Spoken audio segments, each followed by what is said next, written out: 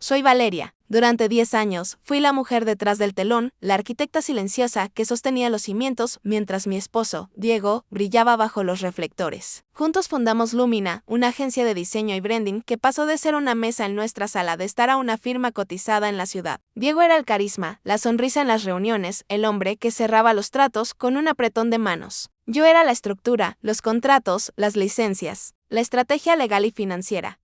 Nuestra vida parecía una maquinaria perfecta. Hasta que apareció Carla. Ella llegó como una inversora estratégica, una mujer joven, agresiva y deslumbrante que prometía llevar a Lumina al mercado internacional. Al principio, celebré su llegada, pero pronto las cenas de negocios se alargaron hasta la madrugada. Las decisiones se tomaban sin consultarme y yo empecé a sentirme como un mueble viejo en la empresa que yo misma había construido. No fue una sorpresa cuando Diego me pidió el divorcio. Lo hizo con esa frialdad ejecutiva que había aprendido de ella, alegando que nuestros caminos se habían separado y que él necesitaba una pareja que entendiera su nueva visión. Lo que Diego y Carla no sabían, cegados por su ambición y su romance de oficina, es que, en los días precarios del inicio, cuando Diego tenía el crédito arruinado, yo había blindado la propiedad intelectual de la agencia. Ellos tenían la oficina y los clientes, pero yo tenía el nombre, y estaba a punto de recordarles que, en el mundo de los negocios, el que firma el papel es el que manda. Y así comenzó todo. El salón de baile del Hotel Ritz estaba bañado en una luz ámbar, diseñada para hacer que las joyas brillaran más y que las arrugas desaparecieran. Era la gala del 10º aniversario de Lumina, la agencia que Diego y yo habíamos parido entre cajas de pizza barata y noches de insomnio en nuestro pequeño apartamento de recién casados. 10 años. Una década de construir un imperio desde la nada. Debería haber sido mi noche de triunfo, el momento en que el mundo reconociera que mi estrategia y su carisma eran la aleación perfecta. Pero mientras los camareros se deslizaban como fantasmas con bandejas de canapés de salmón, yo estaba parada frente al plano de asientos con una sensación de irrealidad que me helaba la sangre. Busqué mi nombre en la mesa 1, la mesa presidencial. Allí estaba Diego Vélez, CEO. Y a su lado, Carla Rivas. Mi nombre no estaba allí. Parpadeé, pensando que era un error de imprenta, una broma de mal gusto del organizador. Mis ojos bajaron por la lista. Mesa 2, mesa 3. Finalmente, me encontré. Valeria Montero. Mesa 12. La mesa 12 estaba cerca de la cocina. Era la mesa de los proveedores de segundo nivel y de los primos lejanos que invitas por compromiso. Sentí una mano en mi codo. Era la asistente de Diego, una chica nueva llamada Sara, que me miraba con una mezcla de pánico y lástima profesional. Señora Vélez. Hubo un cambio de logística de último minuto. Diego pensó que estaría más cómoda en la mesa 12 con los antiguos compañeros de la universidad. En la mesa 1 están los inversores japoneses y, bueno, es una mesa de trabajo intenso. Diego no quería que usted se aburriera con los tecnicismos. ¿Qué me aburriera? Repetí y mi voz sonó extraña, como si viniera de debajo del agua. Sara, yo redacté los contratos de fusión con los japoneses. Yo diseñé la estructura fiscal que permite que esta fiesta se pague. Sara bajó la vista, incapaz de sostenerme la mirada. Lo siento, son instrucciones directas de presidencia, no hice una escena. No grité. Mi educación y mi orgullo formaron un corse rígido alrededor de mi dignidad. Caminé hacia la mesa 12 con la cabeza alta, sintiendo como el desplazamiento físico se convertía en un dolor agudo en el pecho. Me senté. Desde allí, la mesa presidencial se veía lejana, inalcanzable, como un Olimpo reservado para los dioses. Y allí estaba él. Diego llevaba el smoking de terciopelo azul que yo le había regalado por su cumpleaños. Se veía magnético, radiante. Reía con la cabeza echada hacia atrás, esa risa que solía ser mi refugio y que ahora, vista a la distancia, me parecía una actuación. Y a su lado, Carla no llevaba un vestido de inversora. Llevaba un vestido rojo sangre, con un escote vertiginoso y una espalda descubierta que gritaba protagonismo. Se inclinaba hacia Diego con una familiaridad que trascendía lo profesional. Le tocaba el brazo para enfatizar un punto. Le susurraba al oído mientras los inversores japoneses asentían. Yo estaba casada con él, pero esa noche ella era la esposa corporativa. Las luces se atenuaron. Un foco solitario iluminó el escenario. Diego subió tomando el micrófono con la seguridad de quien sabe que es el dueño de la sala. Buenas noches a todos, dijo, y su voz de barítono llenó el espacio, cálida y envolvente. Hace 10 años, Lumina era solo un sueño. Una idea loca en una servilleta. Esperé. Esperé que dijera, una idea que Valeria y yo tuvimos. Esperé que me buscara entre la multitud, que me hiciera un gesto. Que reconociera que, sin mis horas, revisando cláusulas y negociando con bancos, él seguiría vendiendo logotipos por internet. Pero no lo hizo. El camino ha sido duro, continuó, mirando fijamente a la mesa 1. pero el éxito real llega cuando encuentras a las personas que comparten tu visión del futuro. Personas que no tienen miedo de romper moldes. Hizo una pausa dramática. Extendió la mano hacia la mesa presidencial. Quiero invitar al escenario a la mujer que ha revolucionado nuestra forma de pensar en el último año. Mi socia, mi mano derecha y la verdadera arquitecta de nuestra expansión global, Carla Rivas. El aplauso estalló. Fue un sonido atronador físico. Vi a Carla levantarse, recoger su falda roja y subir las escaleras. Diego la recibió no con un apretón de manos, sino con un abrazo que duró un segundo más de lo socialmente aceptable. La tomó de la cintura para acercarla al micrófono. Gracias, Diego, dijo ella, con una voz melosa pero firme. Lumina es el futuro. Y nosotros somos el motor. NOS. A palabra flotó en el aire y se clavó en mi corazón como una astilla de vidrio. En ese nosotros no había espacio para mí. Yo había sido borrada. En 10 minutos de discurso, Diego había reescrito la historia de nuestra empresa, eliminándome de la narrativa y colocando a Carla en el pedestal que yo había construido con mi sudor y mis lágrimas. Miré a mi alrededor. La gente aplaudía, ajena a la traición que se estaba escenificando frente a sus ojos. Nadie miraba a la mesa 12. Nadie recordaba a Valeria, la mujer que llevaba los libros contables, la que apagaba las luces de la oficina, la que había hipotecado su apartamento de soltera para pagar la primera oficina. Tomé mi copa de champán. El líquido estaba caliente. Me sentí náuseas. No eran celos románticos. Era algo peor. Era la certeza profesional de que estaba siendo descartada. Diego no solo estaba presentando a una nueva socia, estaba presentando a su nueva vida. Y yo era el lastre del pasado, relegada a la oscuridad cerca de la cocina, mientras ellos brillaban bajo el foco artificial de su propia ambición. En ese momento, mientras los veía sonreírse el uno al otro con esa complicidad de los conspiradores, supe que mi matrimonio había terminado. Lo que no sabía aún era que la guerra por mi dignidad apenas estaba comenzando. Salí del Hotel Ritz como una fugitiva, escabulléndome por la salida de servicio para evitar las miradas de lástima. Peor aún, las preguntas incómodas de los antiguos colegas. El aire de la noche era frío, pero no tanto como el vacío que sentía en el estómago. Me subí a un taxi y di la dirección de casa, nuestro ático en el barrio de Salamanca. Ese refugio de techos altos y decoración minimalista que habíamos comprado hace 2 años como símbolo de que habíamos llegado. Durante el trayecto, mi mente intentaba racionalizar lo ocurrido. Es solo marketing, me decía. Diego tiene que vender la imagen de novedad a los inversores. Carla es la novedad. Mañana todo volverá a la normalidad. Pero en el fondo, sabía que la normalidad había muerto en ese escenario bajo los focos. Al llegar a casa, me sorprendió ver las luces del salón encendidas. Diego debería estar en la after party con los japoneses, cerrando el trato con Seiki puros. Entré con sigilo, sintiéndome una extraña en mi propio hogar. El silencio era denso, roto solo por el sonido de cinturones, cremalleras. Caminé hacia el dormitorio principal. La puerta estaba abierta. Diego estaba allí. Aún llevaba el pantalón del smoking, pero se había quitado la chaqueta y la pajarita, que yacían descuidadamente sobre la cama. En el centro de la habitación, abiertas como fauces hambrientas, estaban sus 2 maletas de cuero vintage. Las estaba llenando. No con ropa para un viaje de negocios de 3 días, conozco su método de empacar al milímetro, sino con todo.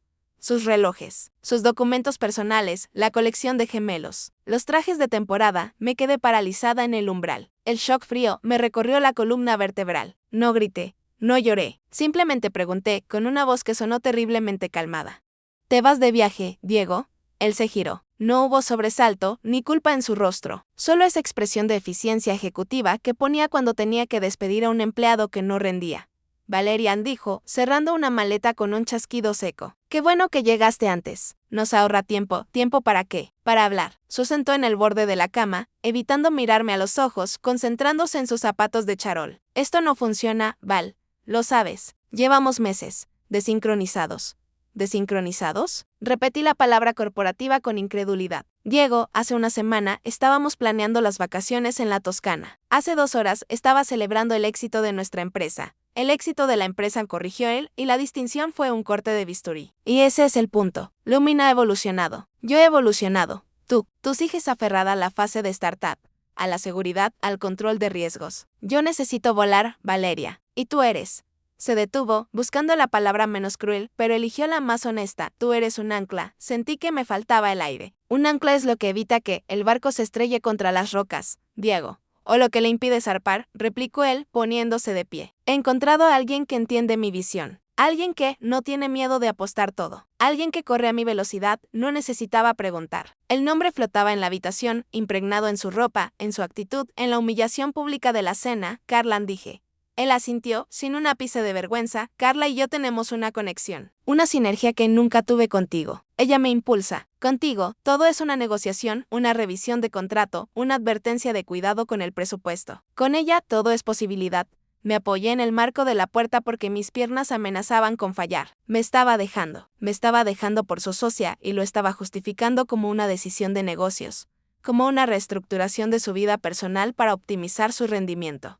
¿Y el matrimonio? Pregunté, sintiendo las lágrimas agolparse en mi garganta. 10 años, Diego, ¿eso no cuenta en tu balance? El matrimonio fue bueno mientras duró la etapa de construcción, dijo, tomando las asas de las maletas. Pero el proyecto ha cambiado. Quiero el divorcio, Valeria. Lo quiero rápido y limpio. Mis abogados te contactarán mañana con una propuesta de liquidación. Te seré generoso, te dejaré el apartamento, pero quiero mis acciones libres y mi libertad total. Caminó hacia mí. Tuve que apartarme para dejarlo pasar. Se detuvo un momento a mi lado, y por un segundo pensé que me iba a tocar, que iba a mostrar alguna humanidad. Pero solo miró su reloj. Me voy al hotel. Carla me espera. Por favor, no hagas esto difícil. Es lo mejor para Lumina. Salió al pasillo. Escuché el sonido de las ruedas de las maletas sobre el parqué, alejándose, hasta que la puerta principal se cerró con un golpe sordo. Me quedé sola en el dormitorio desordenado, rodeada de los espacios vacíos que la había dejado en el armario. No era solo un abandono emocional, era una declaración de obsolescencia. Me había cambiado por un modelo más nuevo, más rápido, más arriesgado. Me había descartado porque mi prudencia, la misma que lo salvó de la bancarrota 3 veces, ya no estaba de moda. Me dejé caer al suelo, abrazándome las rodillas. El dolor era agudo, sí, pero bajo el dolor empezó a nacer otra cosa, una claridad gélida. Él creía que Lumina era suya porque le era la cara. Creía que yo era el lastre. Se había ido con las maletas llenas de arrogancia, convencido de que el divorcio sería tan fácil como firmar un cheque. Pero Diego había olvidado algo fundamental, algo que yo, como su ancla, nunca olvidaba: leer la letra pequeña. Y mientras lloraba en la alfombra, una parte de mi cerebro, la parte que él despreciaba, empezó a despertar. La mañana siguiente amaneció con una claridad ofensiva, un sol brillante que no tenía derecho a existir después de la noche que yo había pasado. No había dormido. Me había duchado con agua hirviendo, intentando quitarme la sensación de suciedad que deja el abandono, y luego me había puesto mi armadura. Un traje sastre negro, impoluto, tacones de aguja y el pelo recogido en un moño tenso. Si mi vida personal estaba en ruinas, mi vida profesional iba a permanecer intacta. Diego podía pedirme el divorcio, pero Lumina seguía siendo mi empresa. Yo firmaba los cheques. Yo revisaba los balances. Ya iba a trabajar. Conduje hasta el edificio de oficinas en el distrito financiero. Ver el logo de Lumina en la fachada de cristal, esa tipografía elegante que yo misma había elegido, me dio una punzada de orgullo herido. Era mi hijo de hormigón y acero. Entré al vestíbulo con el mentón alto, ignorando las miradas curiosas de la recepcionista del edificio. Caminé hacia los torniquetes de seguridad, esos arcos plateados que daban acceso a los ascensores. Saqué mi tarjeta de identificación, la de socia fundadora, y la acerqué al lector. Esperaba el bip verde familiar. Lo que obtuve fue un zumbido grave y una luz roja persistente. Acceso denegado. Lo intenté de nuevo. Zumbido. Rojo. Una fila de empleados de otras empresas comenzó a formarse detrás de mí. Sentí el calor subirme a las mejillas. Perdone, señora Vélez, dijo Manolo, el guardia de seguridad que llevaba allí 5 años y al que yo le regalaba una cesta de Navidad cada diciembre. Debe ser un error del sistema. Déjeme probar. Manolo tecleó algo en su consola. Su rostro se arrugó en una mueca de incomodidad. Señora, el sistema dice que su credencial ha sido desactivada. Por orden de la administración de Lumina, el mundo se detuvo. No era un error técnico, era un bloqueo. Diego me había cerrado la puerta de mi propia empresa antes de que yo pudiera siquiera servirme un café. Manolo. Soy la dueña, dije, tratando de mantener la voz firme, aunque mis manos temblaban. Déjame pasar. Lo siento, doña Valeria. Tengo órdenes estrictas. Si la dejo pasar, pierdo mi trabajo. Antes de que pudiera protestar más, las puertas del ascensor privado se abrieron. No bajó Diego. Por supuesto que no. Él era demasiado cobarde para mirarme a la cara a la luz del día. Bajó. Carla llevaba un vestido blanco inmaculado, como una novia ejecutiva, y una carpeta de cuero bajo el brazo. Caminó hacia los torniquetes con esa seguridad depredadora que Diego confundía con talento. Se detuvo al otro lado de la barrera de cristal, mirándome como si yo fuera una visita inoportuna. Valeria, dijo, con una sonrisa que no llegaba a sus ojos. Manolo, déjanos un momento, por favor. El guardia se retiró, aliviado. Nos quedamos frente a frente, separadas por el cristal de seguridad y por un abismo de traición. ¿Qué significa esto, Carla? Pregunté, mi voz resonando fría en el mármol del vestíbulo. Activa mi tarjeta. Tengo una reunión con finanzas a las 10. Carla soltó una risa suave, condescendiente. No, querida, no tienes ninguna reunión. Diego y yo hemos estado revisando la estructura operativa desde anoche. Hemos decidido que tu rol en Lumina ya no es necesario. Sacó un sobre de la carpeta y lo deslizó por encima del torniquete. Cayó al suelo, a mis pies. ¿Qué es esto? No me agaché a recogerlo, es tu carta de rescisión. Verás, Valeria, técnicamente, tu puesto nunca fue formalizado como empleada en el nuevo organigrama que aprobamos el mes pasado. Tu contrato actual es de consultoría externa, y como CEO, Diego tiene la potestad de cancelar contratos de consultoría unilateralmente. Me quedé helada. El mes pasado, recordé los papeles que Diego me puso delante una noche entre copas de vino. Solo trámites para el seguro, Val, firma aquí para actualizar los cargos. Yo, confiada, había firmado. Había firmado mi propia degradación, sin leer la letra pequeña, cegada por la confianza conyugal. Me había convertido en una proveedora desechable en mi propia empresa. Esto es ilegal, dije, sintiendo como la humillación pública me quemaba. Los empleados que pasaban nos miraban de reojo. Es perfectamente legal, replicó Carla, disfrutando cada sílaba. Tienes una indemnización generosa. 3 meses de sueldo. Diego quiere que estés cómoda mientras te reubicas. Ah, y tus cosas personales te las enviaremos por mensajería. No queremos que tengas que pasar por el mal trago de recogerlas. ¿Diego te mandó a hacer su trabajo sucio? Pregunté, mirándola con asco. ¿Ni siquiera tiene las agallas de despedir a su esposa? Carla se encogió de hombros. Diego está ocupado construyendo el futuro. Él se encarga de la visión. Yo me encargo de la limpieza, y tú, Valeria, eres parte del desorden del pasado. Se dio la media vuelta. Sus tacones repiquetearon sobre el suelo pulido mientras caminaba de regreso al ascensor, al santuario que yo había diseñado, a la oficina que yo había pagado. Me quedé sola frente al torniquete, con la luz roja parpadeando burlonamente y el sobre blanco en el suelo. Me agaché y lo recogí. Mis dedos lo arrugaron. Me habían echado. Me habían tratado como a una intrusa, bloqueándome el paso en el edificio que llevaba mi huella en cada rincón. La humillación era total, pero mientras salía del edificio, con los ojos secos y el corazón convertido en una piedra de hielo, una idea empezó a formarse. Carla había dicho que Diego se encargaba de la visión y ella de la limpieza, pero ambos habían olvidado quién se había encargado de la fundación. Me habían despedido como consultora, sí, pero no me habían comprado. Y si ellos querían jugar con contratos, yo estaba a punto de darles una lección magistral sobre propiedad. Me subí al coche. No fui a casa a llorar. Fui directo a mi archivo personal, conduje sin rumbo durante 40 minutos. Mis manos agarraban el volante con tal fuerza que los nudillos se me habían puesto blancos, como si el coche fuera lo único que me impedía salir despedida de la realidad. No podía volver al ático. La sola idea de entrar en ese espacio minimalista, lleno de los ecos de la maleta de Diego y de mi propia estupidez al no verlo venir, me resultaba insoportable. Necesitaba un terreno neutral. O mejor dicho, necesitaba volver al origen. Fui a mi antiguo apartamento de soltera en el barrio de las Letras. Nunca lo vendimos. Lo mantuvimos alquilado durante años, pero los últimos inquilinos se habían marchado hacía 2 meses y yo, en mi vorágine de trabajo para Lumina, aún no lo había puesto en el mercado. Era un estudio pequeño, de techos altos y suelos de madera que crujían, donde Diego y yo habíamos comido fideos instantáneos, soñando con conquistar el mundo.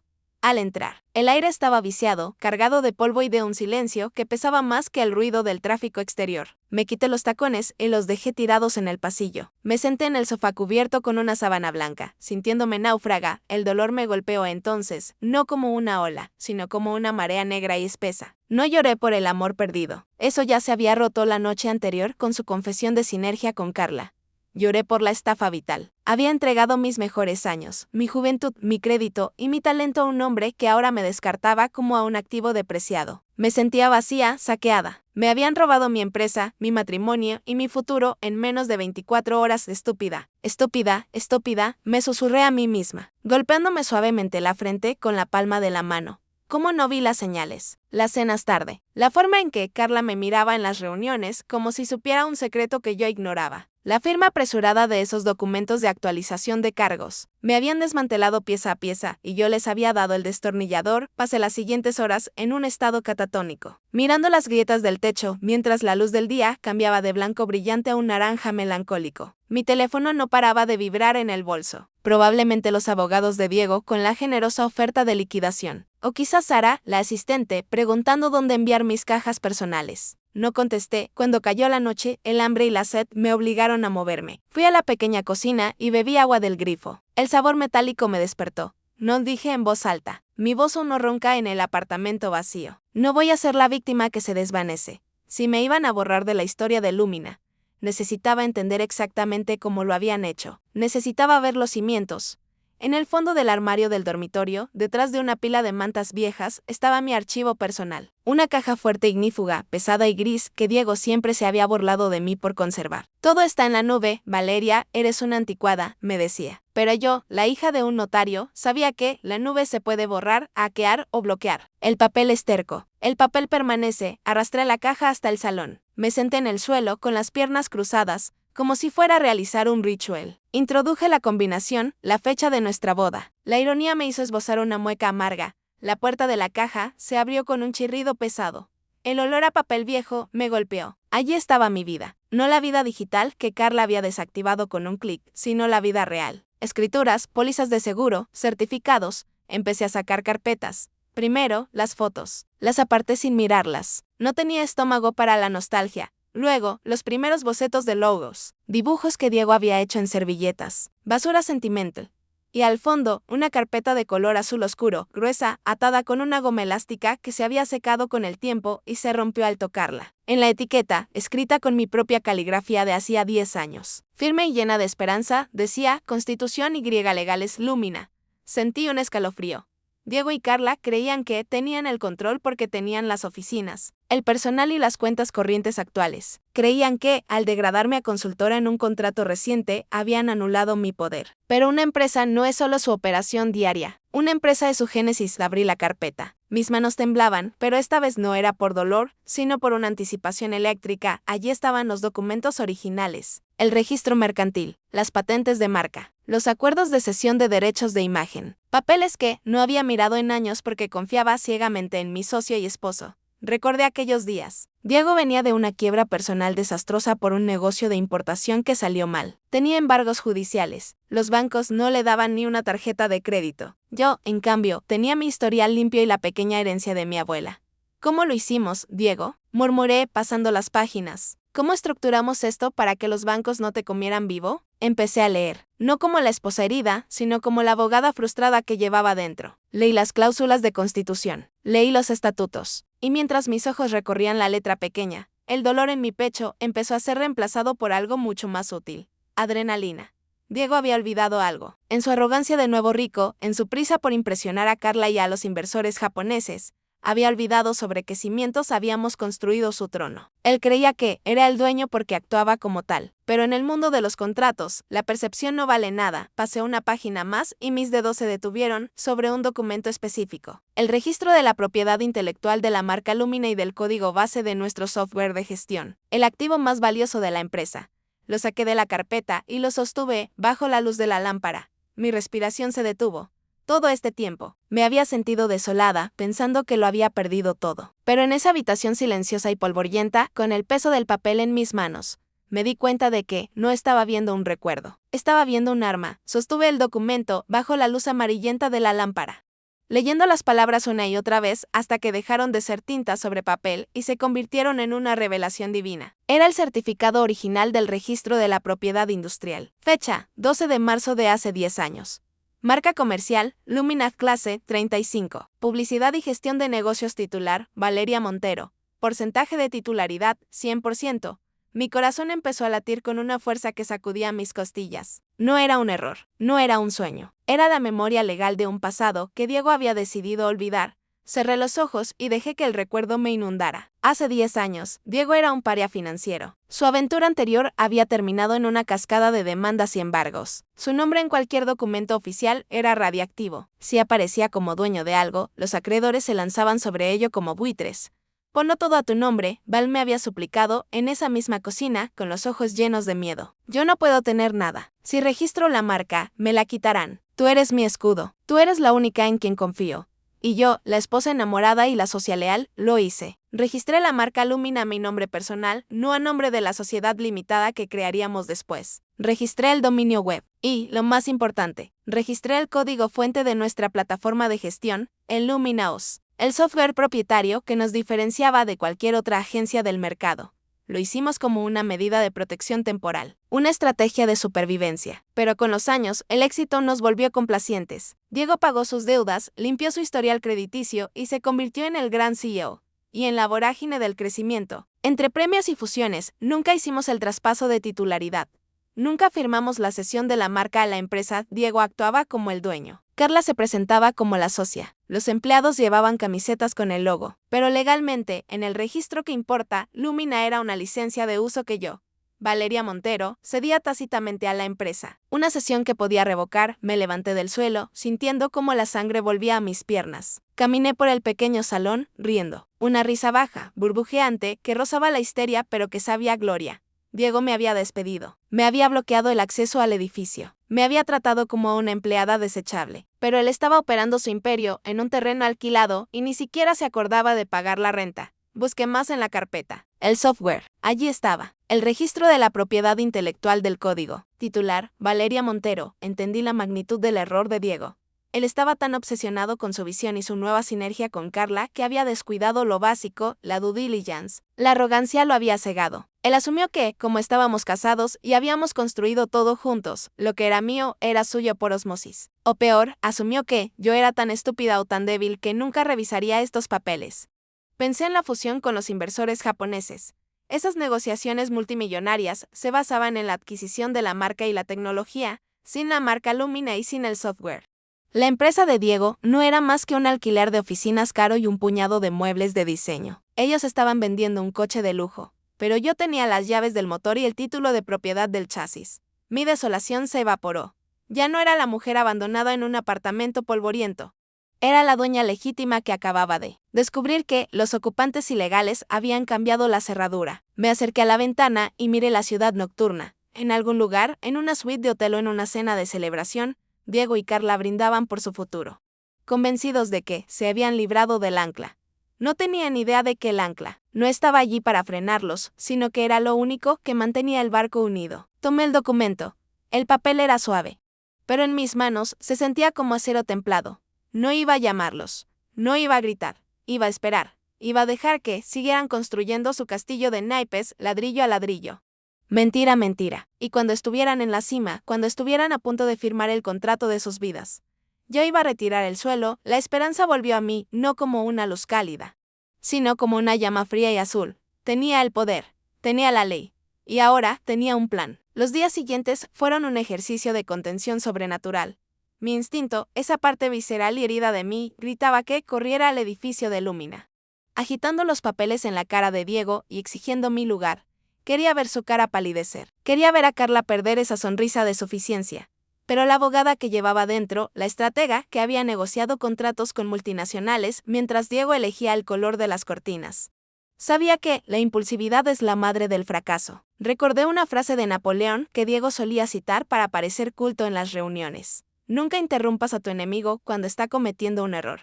Y Diego y Carla estaban cometiendo el error de sus vidas. Contraté a un abogado especialista en propiedad intelectual, el licenciado Ferrán, un hombre mayor, de trajes grises y pocas palabras, cuyo despacho olía a tabaco de pipa y a victorias silenciosas. Cuando le mostré los registros, se ajustó las gafas y soltó un silbido largo y bajo. Señora Vélez, dijo, mirándolos papeles como si fueran un mapa del tesoro, usted no tiene una participación en la empresa, usted tiene las llaves del reino. Sin esta marca y sin este software, lo que ellos están vendiendo es humo. Lo sé, respondí. La pregunta es, ¿cuándo ataco? Ferrán me miró por encima de sus lentes.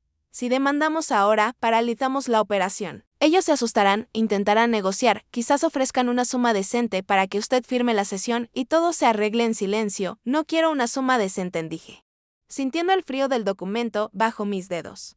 Quiero que sientan el peso de lo que hicieron. Entonces esperamos, concluyó Ferrán con una sonrisa lobuna. Dejamos que avancen. Dejamos que se comprometan contractualmente con los inversores.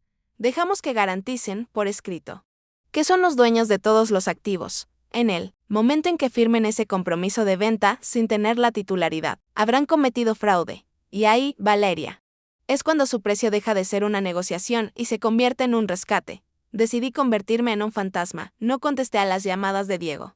Dejé que los mensajes de voz de sus abogados se acumularan. Valeria, sé razonable, firma el acuerdo de divorcio. Valeria, necesitamos cerrar esto para la auditoría. Me mudé definitivamente a mi apartamento de soltera. Compré un teléfono prepago y desconecté el antiguo. Me pasaba los días observando. Me convertí en una espectadora de mi propia destrucción pública. que Diego y Carla orquestaban con una eficiencia mediática impresionante. Abrieron la ofensiva de relaciones públicas, vi a Diego en la portada de una revista de negocios local. El titular rezaba, El renacimiento de Lumina, como Diego Vélez reinventó el branding, en la foto. Él miraba al horizonte con esa expresión de visionario atormentado que tanto ensayaba frente al espejo. Ni una mención a mí, luego vino la entrevista en televisión. Carla estaba a su lado, radiante, hablando de la nueva era. La fusión con el grupo Kaito es inminente, decía ella, tocando la rodilla de Diego. Vamos a llevar la marca Lumina a Tokio, a Nueva York, a Londres. Es un salto cuántico. Nuestra tecnología propietaria es lo que nos hace únicos. Me reí sola en mi sofá, comiendo palomitas mientras veía la pantalla. Nuestra tecnología, la tecnología que estaba registrada a nombre de Valeria Montero en el folio 405 del registro de la propiedad. Estaban cavando su propia tumba en directo y en horario estelar. La soledad de esos días fue extraña. Ya no era dolorosa, era una incubadora. Me dediqué a recopilar cada artículo, cada entrevista, cada comunicado de prensa donde afirmaban ser los dueños de la marca. Cada uno de esos recortes era una prueba más de su mala fe. Estaban vendiendo algo que no era suyo, inflando el valor de la empresa, basándose en mentiras. Una tarde, recibí un correo electrónico en mi cuenta personal, la que casi nunca usaba. Era de Diego de Asunto, urgente el cierre Valeria, espero que estés bien. No sé dónde estás. Sara dice que el apartamento está vacío. Necesitamos cerrar el tema del divorcio. Los inversores de Kaito quieren limpieza en los libros y en la estructura accionarial. Te ofrezco un 20% más de la liquidación inicial si firmamos esta semana. Por favor. No seas rencorosa. Esto es negocios. Piénsalo, Diego. No seas rencorosa, leí el correo 3 veces. Él creía que mi silencio era despecho o quizás una táctica para conseguir más dinero en el divorcio. No se le pasaba por la cabeza, ni remotamente, que el problema no era el divorcio, sino la propiedad. Su cejera era total, no respondí. Dejé pasar 2 días más. 2 días en los que anunciaron la fecha oficial de la firma de la fusión. El viernes 15, en 2 semanas. Una gala por todo lo alto, en las oficinas centrales. El mini twist llegó cuando me di cuenta de que mi silencio no solo los estaba dejando avanzar, sino que los estaba volviendo imprudentes. Al no encontrar resistencia, asumieron que yo me había rendido. Bajaron la guardia, vi una publicación en Instagram de Carla. Una foto de los documentos preliminares de la fusión. Con la leyenda, casi listo, el futuro es nuestro. Y se suma en la foto. En la esquina de un documento, se leía la cláusula de garantía de titularidad. Ahí estaba. La trampa se había cerrado. Habían declarado formalmente a los inversores que poseían el 100% de los derechos de propiedad intelectual. Llame a Ferran.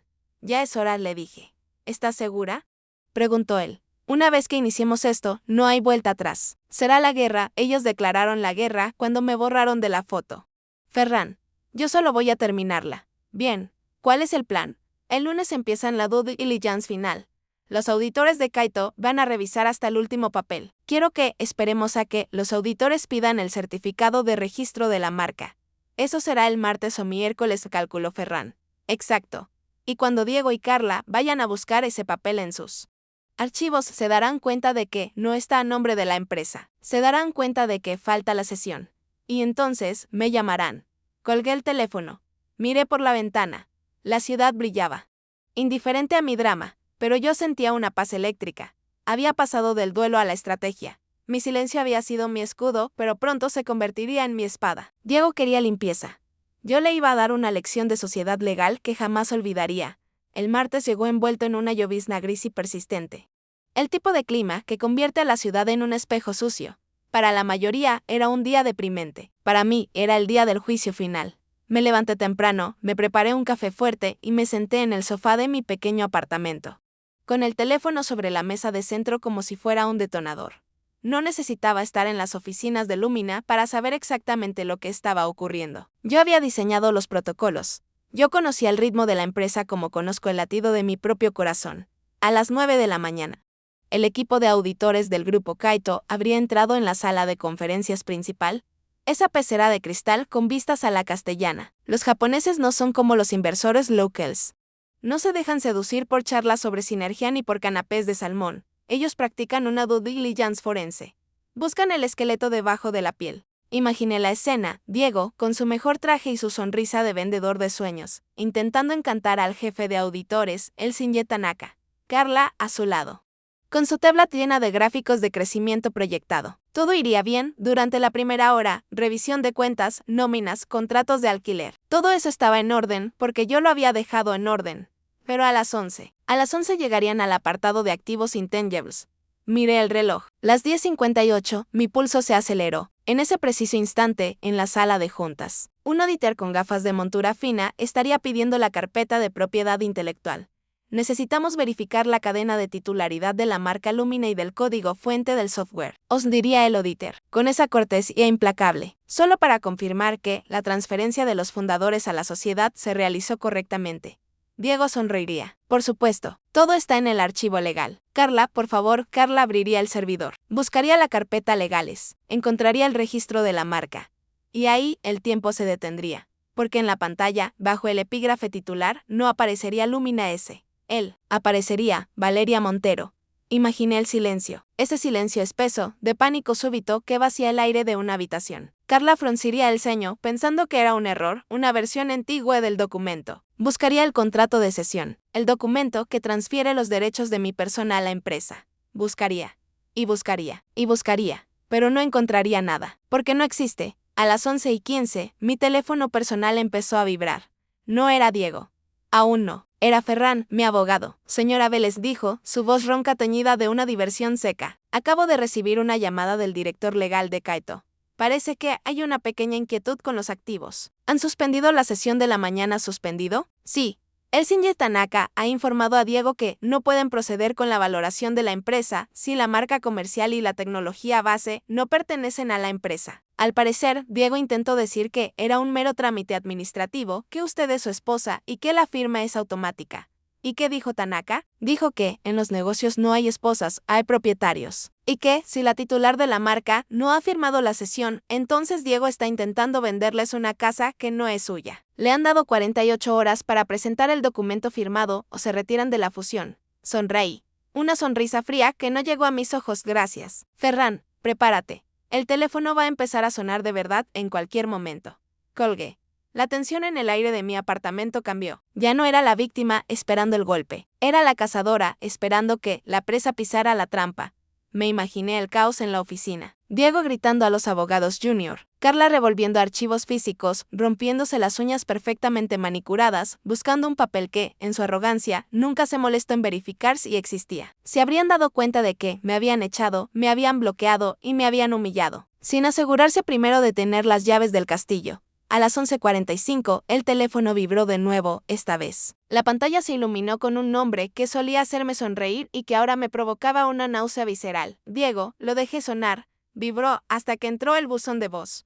Un minuto después, sonó de nuevo. Y otra vez, 5 llamadas perdidas en 10 minutos. La desesperación se transmitía a través de la insistencia. Él, que había estado demasiado ocupado para contestar mis llamadas durante la semana anterior. Ahora estaba pegado al teléfono, sudando, probablemente aflojándose la corbata en esa sala de juntas que de repente se sentía como una celda luego. Un mensaje de texto, Valeria, contesta. Es urgente. Tenemos un problema administrativo con un papel antiguo. Necesito tu firma para un trámite de la fusión. Llámame. Trámite administrativo. Aún intentaba minimizarlo. Aún creía que podía manipularme. Aún pensaba que yo era la esposa tonta que firmaba lo que le ponían delante. No contesté. Media hora después, llegó un mensaje de Carla, la misma mujer que me había entregado la carta de despido en el vestíbulo. Valeria, hola. Sé que las cosas terminaron tensas, pero esto es importante para el legado de Diego.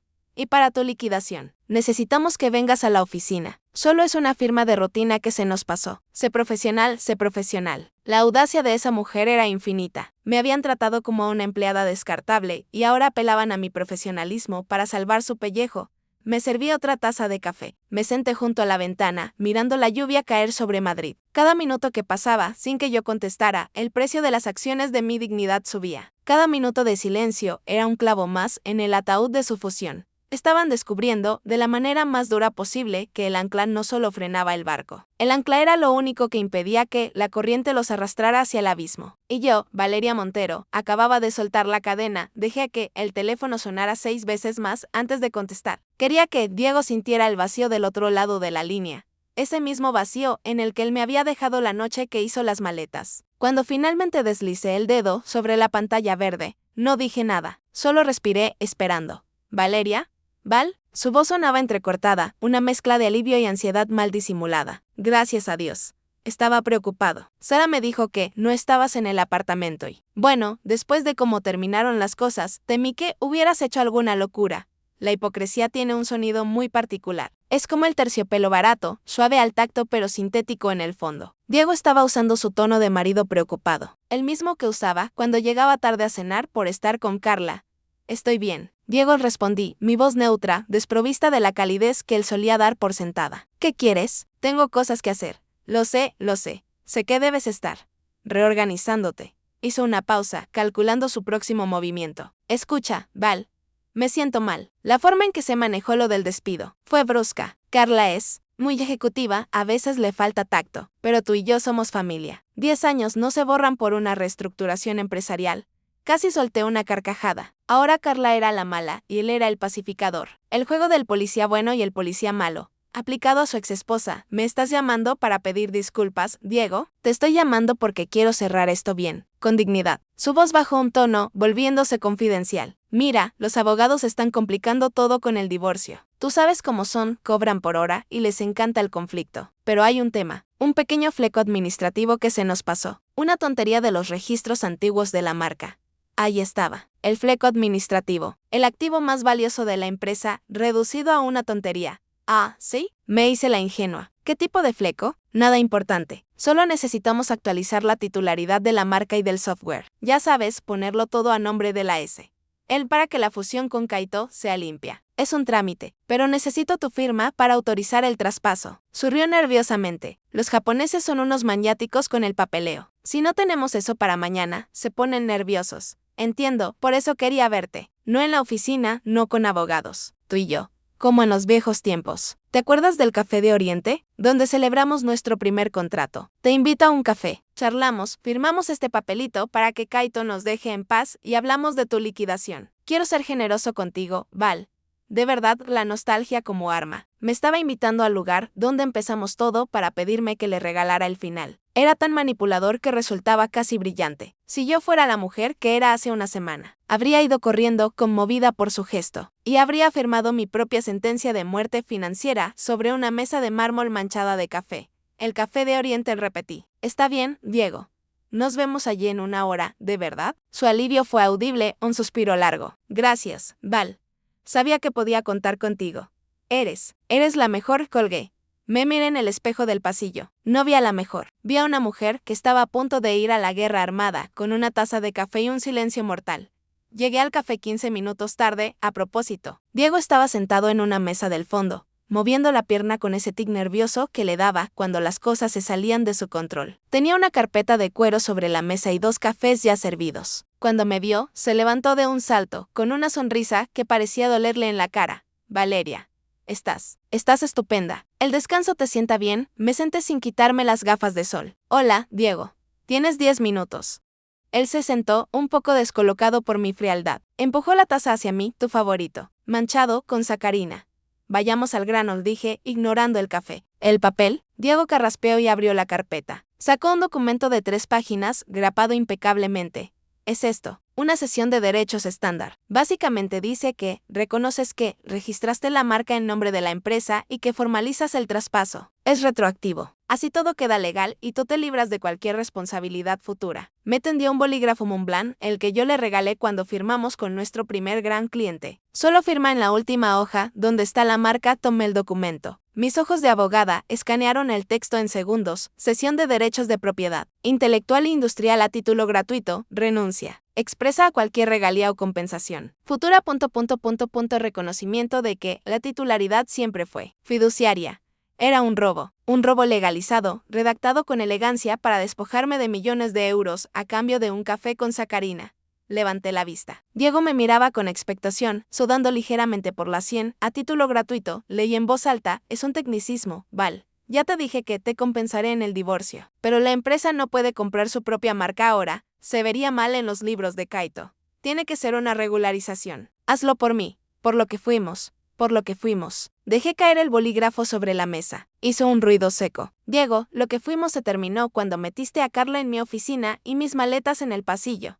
Su sonrisa vaciló. No mezclemos las cosas. Esto es negocios de exacto. Esto es negocios. Y en los negocios, uno no regala el activo principal de la compañía por nostalgia. Cerré la carpeta.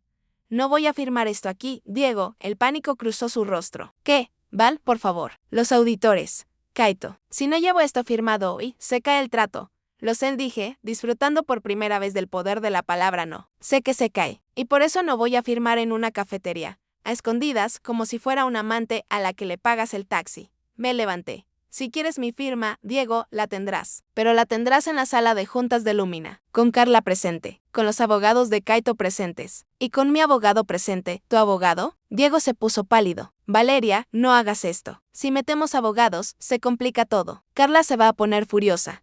Que se ponga furiosa. Ella quería ser la dueña, ¿no? Pues que aprenda a negociar con los dueños de verdad.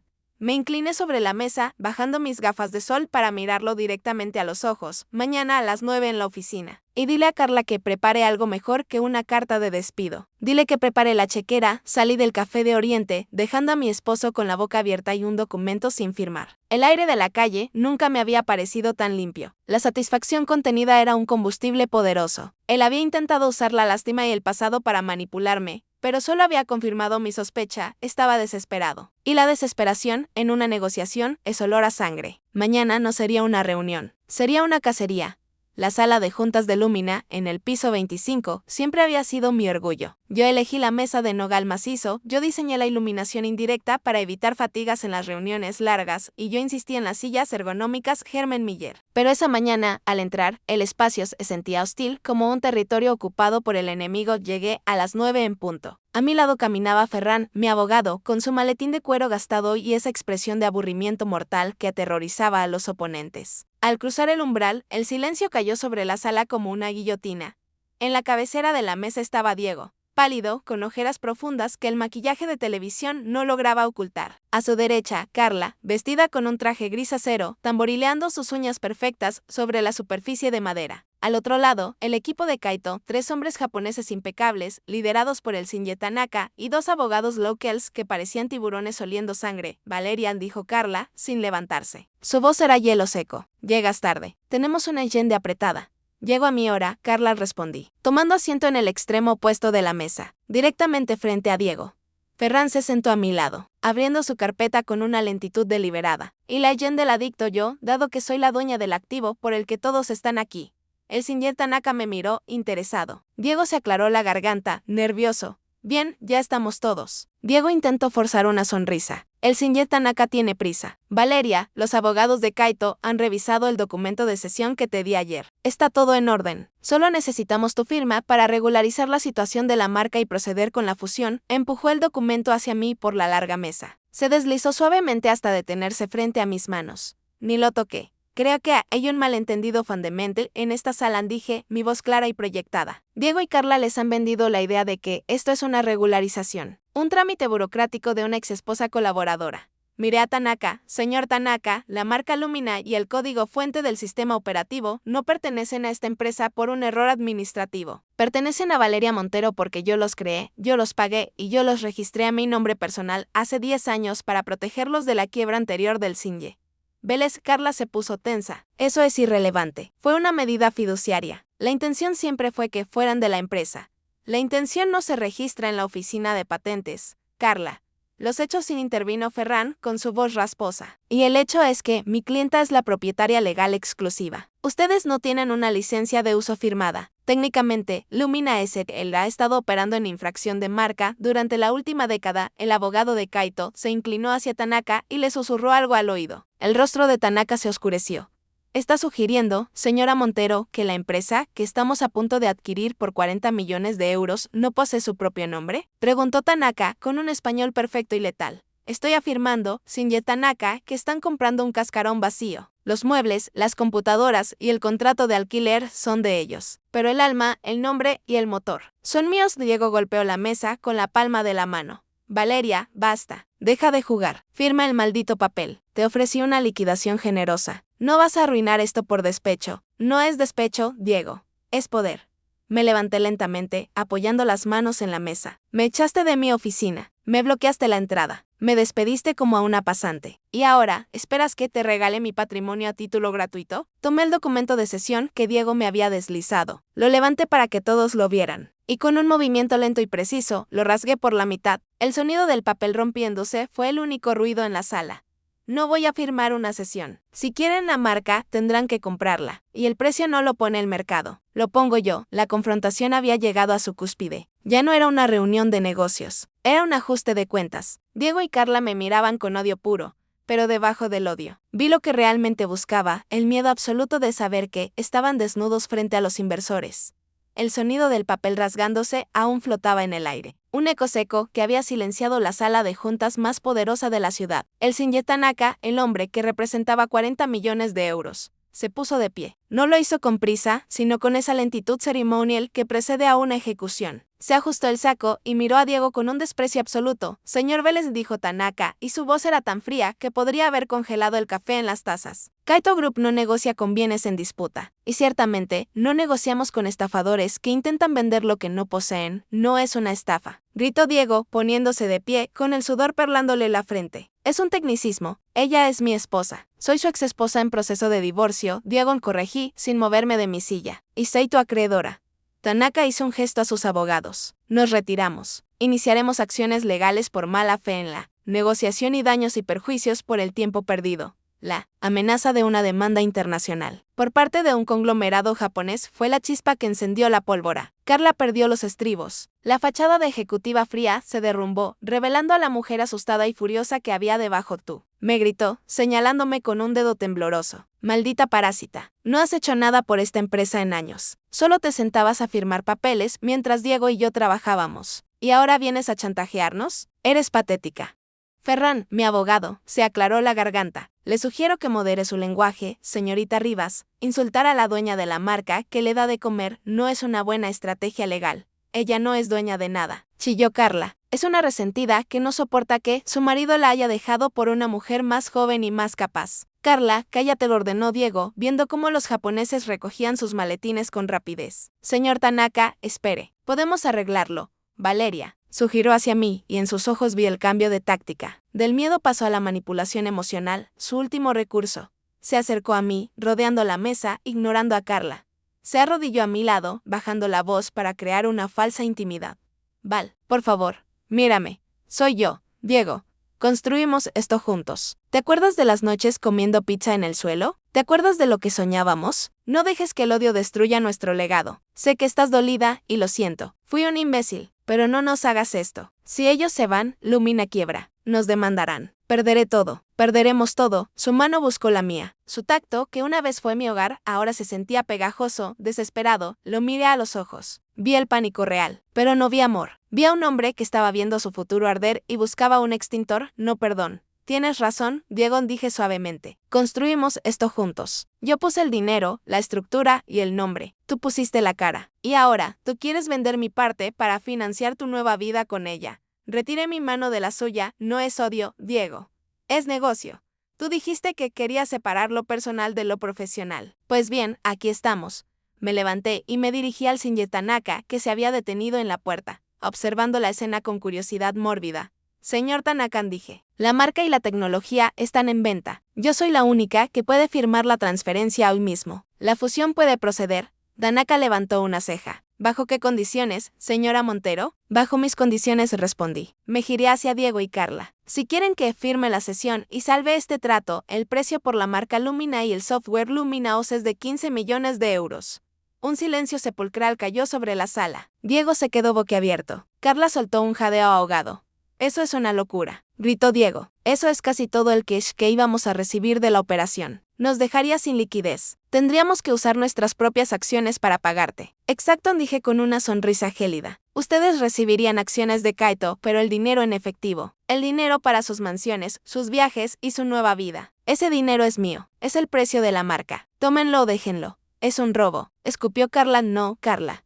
Es el precio de mercado de un activo crítico bajo presión, repliqué. Tienen dos opciones. Me pagan los 15 millones ahora, de la parte que Kaito iba a pagarles a ustedes en efectivo, y salvan la fusión y sus puestos de trabajo. O no firmo, Kaito los demanda por fraude, Lumina quiebra, y ustedes terminan en la calle y con deudas millonarias. Miré el reloj de pared. Tienen 5 minutos para decidir. Ferran tiene el contrato de compraventa listo en su maletín. La sala se llenó de una tensión eléctrica. Diego miró a Carla. Carla miró a Diego. Ambos miraron a Tanaka, que esperaba impasible. Se dieron cuenta de que estaban atrapados. Yo había diseñado una jaula perfecta. Para sobrevivir, tenían que sacrificar su fortuna personal. Se quedarían con el ego de ser directivos en una multinacional, pero serían empleados pobres, trabajando para pagar mi salida. El payoff estaba a punto de materializarse. La avaricia los había llevado allí y la avaricia los obligaría a firmar el reloj de pared de la sala de juntas. Ese diseño minimalista que Diego había traído de Milán marcaba los segundos con un clic casi imperceptible, pero que en ese momento sonaba como el percutor de un arma.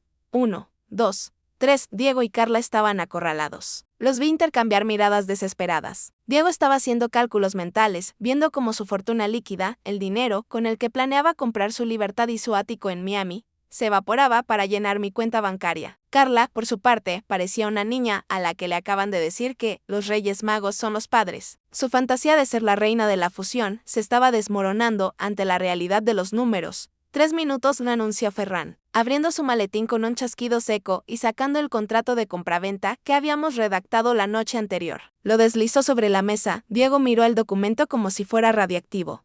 Valeria, esto nos deja sin nada de efectivo, susurró, con la voz ronca. Kaito paga 20 millones ahora y el resto en acciones a 5 años. Si te llevas 15. Nos quedan migajas para repartir entre los dos y pagar impuestos. Nos deja secos. Les dejo con trabajo, corregí, sin pestañear. Conservan sus puestos, sus salarios y sus acciones bloqueadas. Tienen lo que querían, son directivos de una multinacional. Solo que ya no son ricos. El Shinji Tanaka, que había estado observando la escena con la impasibilidad de una estatua, miró su reloj. Señor Vélez, mi equipo legal está listo para redactar la demanda por fraude y mala fe contractual. Si no obtenemos la titularidad de la marca en los próximos 2 minutos, me retiro y procedo por la vía judicial. La palabra fraude fue el detonante. Diego se imaginó los titulares, la vergüenza, la cárcel. El miedo venció a la codicia. Firmamos, dijo Diego, desplomándose en la silla. No, chilló Carla, agarrándole el brazo. Diego, no puedes. Es nuestro dinero. Trabajamos por él. Diego se soltó de su agarre con brusquedad. Por primera vez, vi el desprecio en sus ojos hacia ella. La sinergia se había roto en el momento en que el dinero desapareció. Cállate, Carla, le gritó. Si no firmamos, vamos a la cárcel. ¿No lo entiendes? Ella nos tiene cogidos por el cuello. Carla se echó hacia atrás, con los ojos llenos de lágrimas de rabia. Se dio cuenta de que su apuesta había fallado. Había apostado al caballo ganador, pero se había olvidado de comprobar quién era el dueño del hipódromo. Diego tomó el bolígrafo Montblanc que yo había rechazado en la cafetería. Su mano temblaba visiblemente. Ferran señaló la línea de puntos. Aquí, señor Vélez. Usted autoriza a Kaito Group a desviar 15 millones de euros del pago inicial de adquisición directamente a la cuenta de la señora Montero. En concepto de compra de activos intangibles, Diego firmó. Su firma, usualmente grande y extravagante, salió pequeña y torcida. Estaba firmando su propia condena a la mediocridad. Estaba entregando su exit money, su boleto a la vida de lujo, para salvar su reputación y su pellejo. Luego le tocó a Carla. Como socia minoritaria, gracias a las acciones que Diego le había regalado estúpidamente. También tenía que firmar la renuncia a los beneficios. Lo hizo llorando, manchando el papel con una lágrima de rímel negro. No era pena, era la frustración de la ladrona atrapada. Finalmente, el documento llegó a mí, lo leí con calma. 15 millones de euros. El precio de mi dignidad, de mi talento y de mi silencio. Firmé con un trazo firme y claro. Valeria Montero, en el momento en que levanté el bolígrafo, sentí un cambio físico en la habitación. La tensión se rompió. El poder se había transferido. Ya no era la exesposa descartada. Era la vendedora que acababa de cerrar el trato del siglo. El Shinji Tanaka asintió, satisfecho. Hizo un gesto a sus abogados, quienes inmediatamente empezaron a procesar las transferencias bancarias en sus ordenadores portátiles. Excelente, dijo Tanaka. La fusión sigue adelante. Señora Montero, ha sido un placer hacer negocios con alguien que entiende el valor de la propiedad. Tanaka me tendió la mano. A mí. No a Diego, estreché su mano. El placer es mío, Shinji Tanaka. Cuide bien de mi marca. Diego y Carla se quedaron sentados, mirando la mesa vacía. Parecían vallados por dentro. Habían salvado la fusión, sí, pero ahora eran empleados. Empleados de Kaito. Tendrían jefes en Tokio. Tendrían horarios. Tendrían objetivos de rendimiento que cumplir para ver un centavo de sus acciones en 5 años. Habían vendido su libertad por una jaula de oro y ya me había llevado la llave y el oro.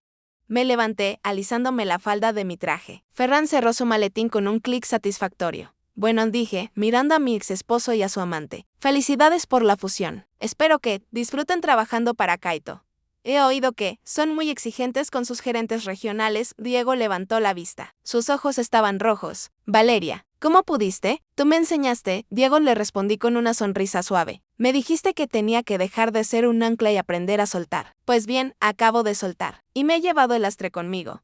Me di la vuelta y caminé hacia la puerta. No miré atrás. No necesitaba ver sus caras para saber que estaban destruidos. El sonido de la notificación de mi banco vibró en mi bolso. La transferencia estaba hecha. La justicia fría había sido servida y tenía muchos ceros a la derecha. Cerré la puerta de la sala de juntas detrás de mí con una suavidad deliberada. No hubo portazo. No hubo gritos finales. Solo el clic del mecanismo de cierre que sellaba mi pasado dentro de esa pecera de cristal. Caminé por el pasillo alfombrado del piso 25, sintiendo que mis tacones se hundían ligeramente en la lana. Pero mis pasos eran ligeros. Ingrávidos, pasé por delante de los cubículos de cristal donde trabajaban los diseñadores y creativos. Algunos levantaron la vista. Vi a Sara, la asistente, que me había relegado a la mesa 12 en la gala, mirándome con los ojos muy abiertos, sosteniendo un teléfono como si fuera una granada. Probablemente Diego ya estaba gritando órdenes al otro lado de la línea, o quizás Carla estaba llorando en el baño. No me importaba. Esas personas, ese ecosistema de estrés y ambición, ya no eran mi problema. Llegué a los ascensores. Presioné el botón de llamada. Mientras esperaba, miré mi reflejo en el metal pulido de las puertas.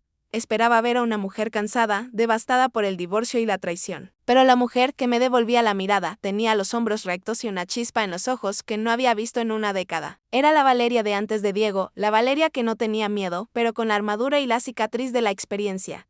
Las puertas se abrieron con un timbre suave. Entré sola, el descenso fue rápido. Sentí la presión en los oídos como si estuviera bajando de una gran altura, volviendo a la tierra. Pero no era una caída. Era un aterrizaje. Durante años, había vivido en la estratosfera de Diego, respirando su aire enrarecido, sosteniendo su globo aerostático para que no se fuera volando. Ahora, estaba en suelo firme, el ascensor se detuvo en el vestíbulo. Las puertas se abrieron. Manolo, el guardia de seguridad que había tenido que bloquearme la entrada días atrás, estaba en su puesto. Al verme salir, se puso rígido, bajando la mirada avergonzado. Buenas tardes, Manolo, dije, deteniéndome frente a su mostrador. Doña Valeria, yo. Lo siento mucho por lo del otro día. Eran órdenes. Lo sé, Manolo. No te preocupes. Le sonreí, y fue una sonrisa genuina. De hecho, me hiciste un favor. Ese bloqueo me dio el tiempo que necesitaba para recordar quién soy.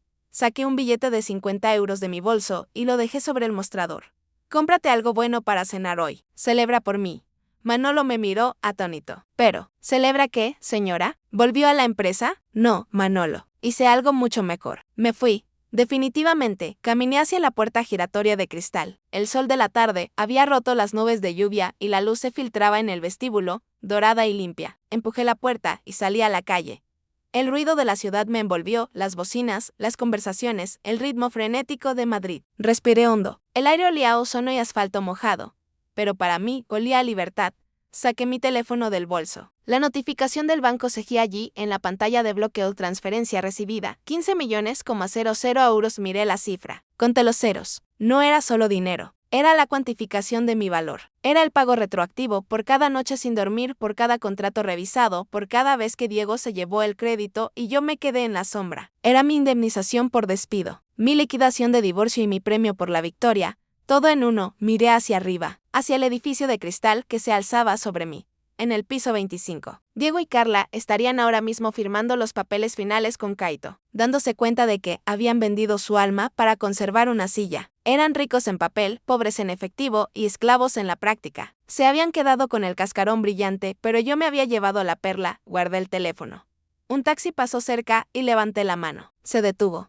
¿A dónde la llevo, señorita?, preguntó el conductor. Me detuve un segundo a pensarlo. No iba a ir a mi apartamento polvoriento. No iba a ir a casa de mis padres a llorar. Al aeropuerto, dije. ¿Terminal? Cualquiera. Voy a comprar el primer billete a un lugar donde haya sol y nadie sepa mi nombre, y donde no haya cobertura para recibir llamadas de exesposos arrepentidos. El taxi arrancó, alejándose del distrito financiero, alejándose de Lumina. Me recosté en el asiento y cerré los ojos. Diego me había llamado ancla. Tenía razón. Yo era un ancla, pero él no entendió que cuando sueltas el ancla en medio de una tormenta, el barco queda a la deriva. Yo, en cambio, ahora era el océano. Inmensa, poderosa y completamente libre. Pasaron 6 meses. Desde una terraza en la costa de Amalfi, Leí las noticias en mi tablet. La sinergia entre Diego y Carla no sobrevivió a la realidad de ser empleados subordinados. Bajo la estricta gestión japonesa de Kaito, las visiones de Diego fueron recortadas y los gastos de Carla auditados. La presión rompió la pareja en tiempo récord. El romance se agrió cuando se dieron cuenta de que ya no tenían el capital para sostener su estilo de vida de jet set. Ahora, ambos trabajan 12 horas al día para cumplir objetivos imposibles, atrapados en la jaula dorada que ellos mismos forjaron. Yo no volví a montar una gran agencia. Invertí mi capital en un fondo de riesgo para mujeres emprendedoras, aquellas que, como yo, son el cerebro detrás del éxito, pero que a menudo se quedan en la sombra. Me dedico a asegurar que sus nombres estén en los contratos desde el día 1. No busco venganza. La indiferencia es mucho más elegante. Diego y Carla tienen el nombre de la empresa, pero yo tengo la vida que construí con la verdad. Aprendí que el activo más valioso no es una marca registrada, sino la dignidad de saber lo que vales y cobrarlo por adelantado. Y así, Valeria nos enseñó que el verdadero poder no está en el cargo que ocupas, sino en los papeles que firmas. Si disfrutaste ver cómo la esposa descartada ejecutó la jugada maestra perfecta contra la arrogancia de Diego y Carla, dale un me gusta a este video y compártelo con quien necesite. Recordar la importancia de leer la letra pequeña, suscríbete a Verdad y Ruina y activa las notificaciones para no perderte el próximo episodio de nuestra serie, Mujeres de Acero, donde la justicia se sirve fría y con muchos ceros.